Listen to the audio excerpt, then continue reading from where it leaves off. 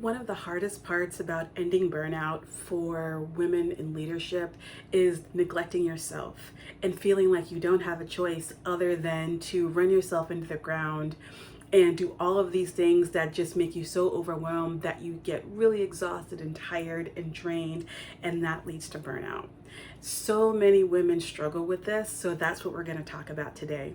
So if this is interesting to you, please be sure to subscribe, like, and share this video if it supports you. Hi, I'm Trina Parham. I'm a leadership coach, and I help women leaders to recover from burnout, reconnect to their joy, and work and make an impact in the world in a way that's sustainable.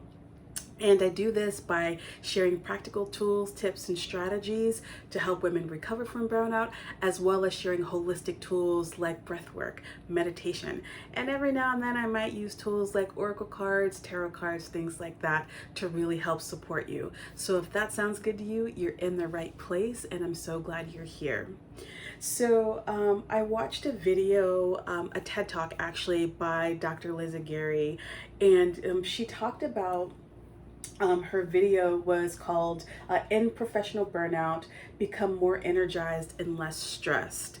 And what I really thought was interesting about this video was her experience as a resident in after medical school and working in a hospital. And she was talking about the lack of sleep and how she really neglected her sleep, and how that eventually led to overwhelm, which led to burnout.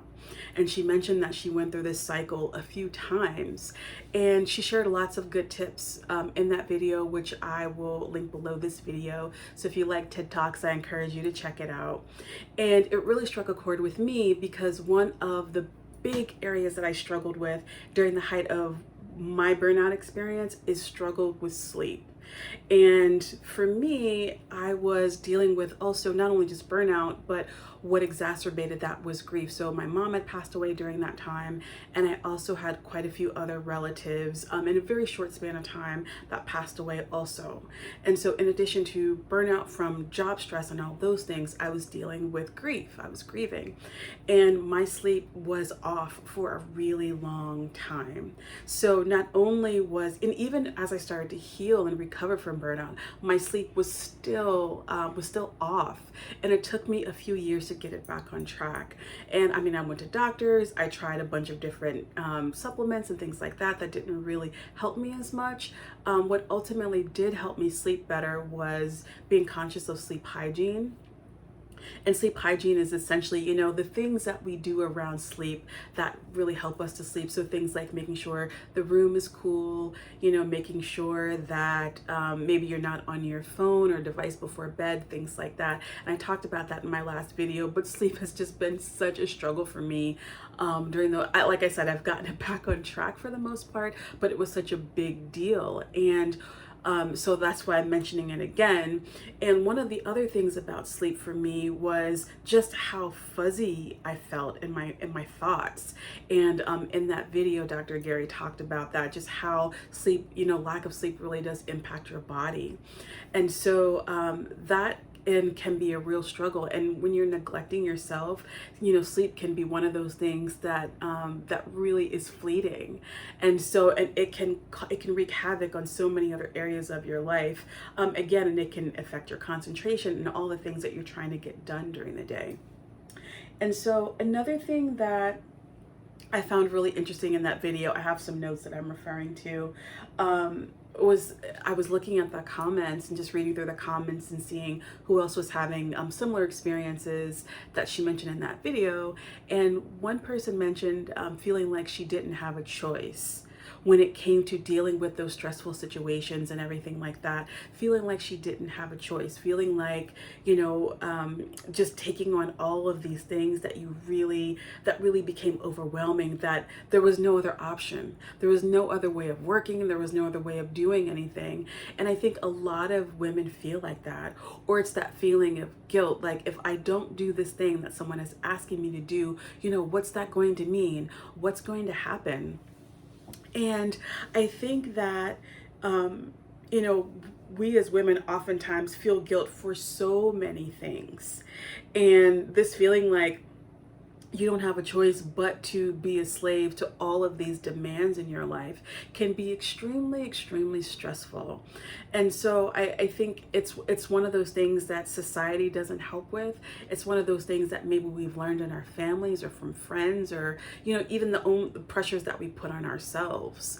And so I know that I don't know that this has been a huge struggle for me, but I do know with my clients, this is something that a lot of my clients have struggled with. I think my struggle around not having a choice was more so around the options when I decided to leave my job and take a break.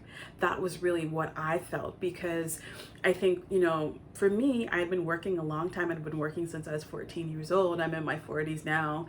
And so my burnout happened right around 40.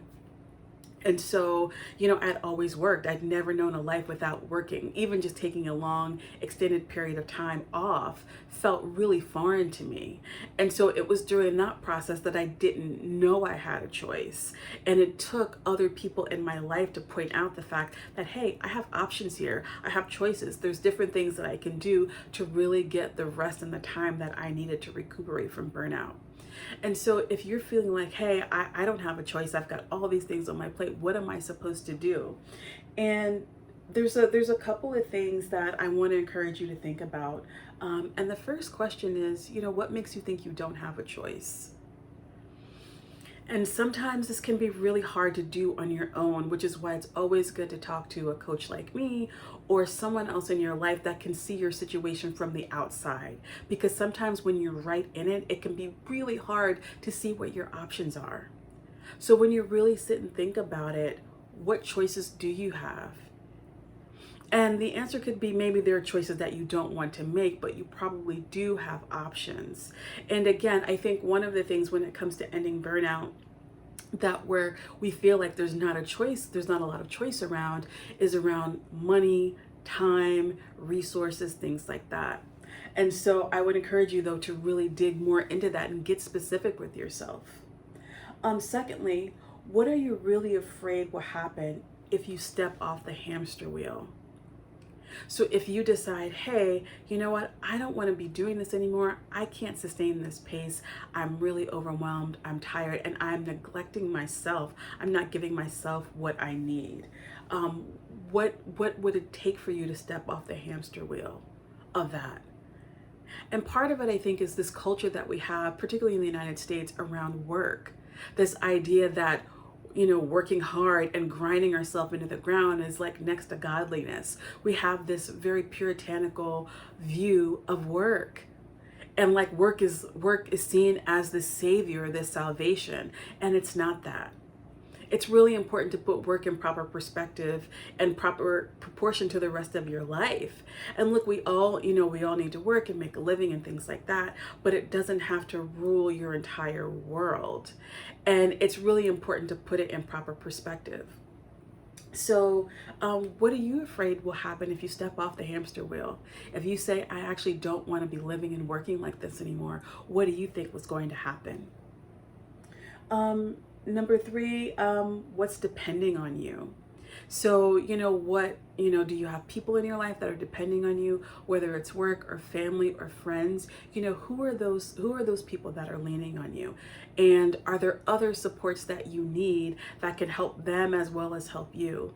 And sometimes I think, particularly as leaders, it can be really easy to fall into the trap of thinking that we have to do everything. We have to be the one to help everyone. We have to be the one to fix everything. And it's not all on you. And it's really important to understand that it's not all on you. And so the other question is, what's choking you? And what's making you feel like you can't breathe? Is it money? Is it relationship stress? Is it your boss? Is it a hostile work environment? Is it your kids? And how can you find solutions to support you with these things? So if it's your kids, how can you get more support? Maybe your partner or family can help you out. Are there other supports? And sometimes I think as women, we can make it harder on ourselves because there's this feeling that we have to be responsible for all of the cooking and the cleaning and the child rearing, in addition to working all day. And sometimes even just doing something as simple as getting someone to clean your house can feel like insurmountable, even when you have the money. Now, it's one thing, for a lot of folks, it's like that's not something that everyone can afford. But if you can, a lot of women don't even want to put the money and resources toward getting help and support. And so I want to encourage you, sometimes those things do take precedent. Sometimes it's like you just don't have it in the tank to do the laundry. Sometimes maybe you need to send it out, have someone else do it. What are the resources that you can recruit in your life to really help you be able to rest and to recover from burnout? And the more you sit down and really think about what's possible, all sorts of opportunities and options open up. So then you no longer feel like you don't have a choice. You no longer feel like you're stuck. And like I said, sometimes it just helps to hear a video like this, or to hear someone else's perspective who's on the outside looking in, who can give you a thought that will spark something in you to say, wow, I never thought about it that way, or this really is an option, or I do have these possibilities. There's a lot that can happen here. So you do have choices. Sometimes it's just a matter of not being able to see them clearly and feeling like, oh, can I actually do that? And it might feel really bold to just step out there. I know when I took my career break, that was a little over a year. I mean, that was something that was not on my radar. As I said before, it took other people in my world and in my life to point this out to me as a possibility. So that pretty much wraps up this video and what I wanted to talk about. So have you ever felt like you didn't have a choice? Have you ever felt like have you felt like you've been neglecting yourself and you're in that burnout place? I'd love to hear your experience in the comments below. And also, if there's something that I mentioned in this video that maybe you want me to talk a little bit more about, I'd be happy to do that. So let me know that in the comments as well. And I'd be happy to go deeper. So if burnout is something that you're struggling with and you feeling like you need more support beyond this video, I want to encourage you to get my free guide, The 5 Mistakes That Mission-Driven Leaders Make That Lead to Burnout and How to Avoid Them. So if that's something that you want to get, the link is below this video. So I want to encourage you to check that out. And that's all for today, folks. If you have any questions or, like I said, things that came up in this video that you want to talk more about, feel free to just leave a comment and let me know. I'd love to connect with you in the comments. That's all for today. Take good care, and I'll talk to you soon.